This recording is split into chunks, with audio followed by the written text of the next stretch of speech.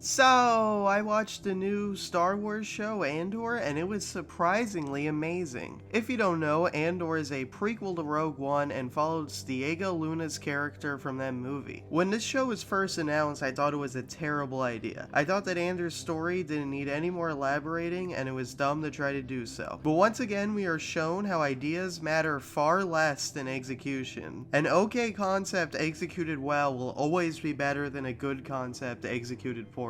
What I like about this show is how different it feels from all other Star Wars related media. Star Wars at this point has been oversaturated with mediocre and generic stories that I never thought we were going to get another unique Star Wars story again. Everything about Andor feels different from the typical Star Wars affair. The show swaps the epic orchestral John Williams score for low-tempo electronic beats. Our hero is not a Jedi or a highly trained Mandalorian, but an average scoundrel. The show is about cloak and dagger espionage rather than an epic shoot 'em up. That is not to say there aren't some great action scenes in Andor. The action is highly chaotic and well choreographed. People shooting that always hit their targets and destroy the environment around them. It's all very chaotic in a great way and gets your heart pumping. Chaotic is how I describe a lot of this show. It starts off relatively simple but gets more and more moving parts as the show goes on. The show isn't only about Andor. There are other interesting plot lines like Mon Mothma trying not to get caught helping the rebellion while being stuck in a loveless marriage, a rebel spy leader arranging his web of sources and doing clandestine and sometimes morally ambiguous tasks. My favorite secondary plotline follows the main villain of the show, an Imperial spy master searching for Andor and the rebellion. She's a really fun evil character and the actress is giving a great performance, which makes sense because she also played Yennefer in The Witcher 3, so she has experience playing a sneering, mean British lady. Another great thing about the show is how it doesn't get bogged down in stupid fucking cameos. I'm sure in season 2 Luke Skywalker and Glopes Shido will show up, like in The Mandalorian, but at least for now I can appreciate how there's only one cameo in the whole show and it's a very minor one and one that makes sense. It's more of just reincorporating a past character than a cameo.